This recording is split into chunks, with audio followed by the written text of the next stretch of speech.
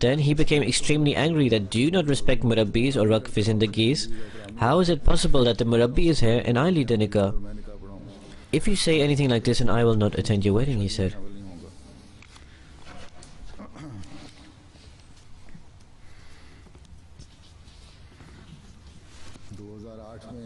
One of our Murabbis wrote that in 2008, when the pledge of the Khilafat Jubilee was taken, then after that his condition changed altogether. He always remained totally engaged in Tabligh.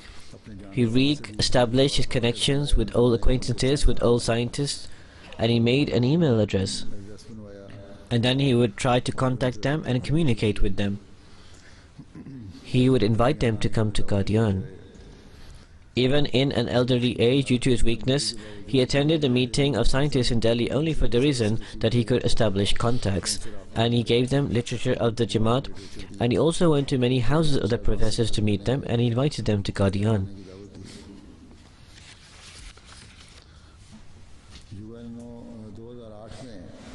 In 2008, the International Year of Astronomy was celebrated under the UNO, so he went to Bangalore, and with regard to the Holy Qur'an and science, he delivered an excellent speech despite his weakness and old age.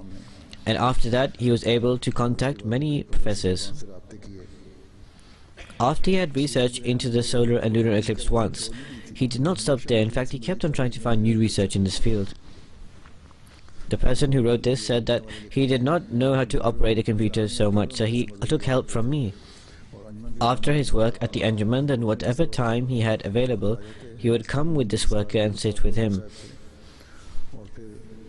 And he would research into new topics.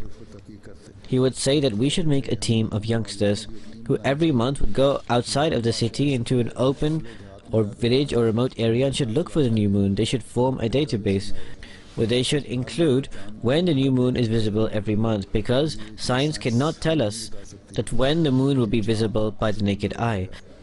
If we keep this record safe, then we will obtain many answers to different allegations. He used to ponder and reflect on these things. He would say to witness the moon by your naked eye is very important. Whatever Muslims progressed in a certain field of science, it is through witnessing the science. In the Holy Qur'an, Allah Almighty has said regarding this moon that لِتَعْلَمُوا عَدَدَ السِّنِينَ وَالْحِسَابِ. Often at night he would go and observe the stars, and he would say that in France there was a scientist who would also say that the stars do not only emit the lights that radiate our eyes. In fact, such a light is also emitted from it that illuminates our minds. So therefore, according to the commandment of the Holy Qur'an, he would always reflect on the creation of the heavens and the earth. He was amongst the ulil albab, the men of understanding. His grandfather initially became Ahmadi, and that is also quite an amazing incident. He said, I was a businessman, a man of the world, I had no inclination with the faith. But one day the Review of Religions magazine happened to come before me, and it also said there that provide an advertisement.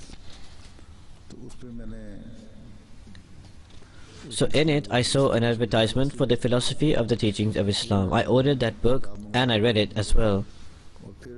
And then all the darknesses and doubts dispelled, and he said that such a revolution came within me that I started fasting. I started also doing optional fast. I also started performing the tahajjud prayers.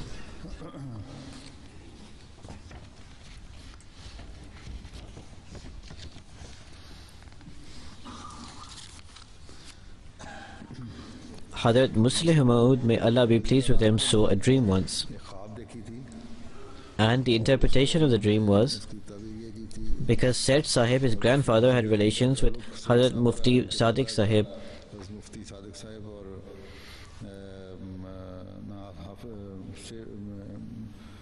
and Yaqub Ali Irfani Sahib and Hafiz Roshan Ali Sahib.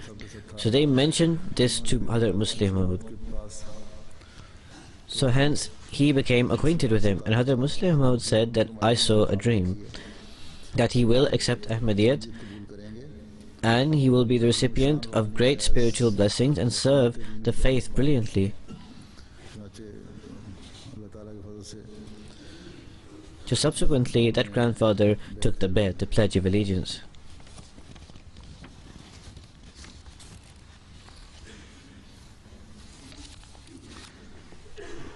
Hazrat Muslih Maud, may Allah be pleased with him, also mentioned his grandfather, because they were an old and holy family, that his status in terms of services to the community is perhaps the highest. I know his financial circumstances are not such that people assume by seeing his resources.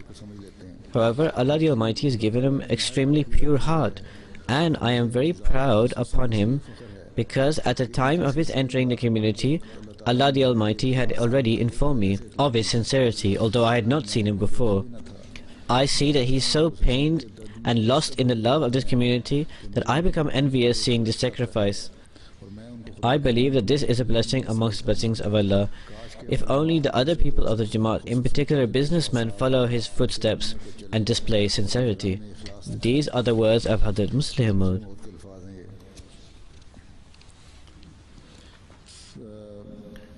Maulvi Muhammad Ismail Sahib Yadgiri says that I estimated how much his financial sacrifice is.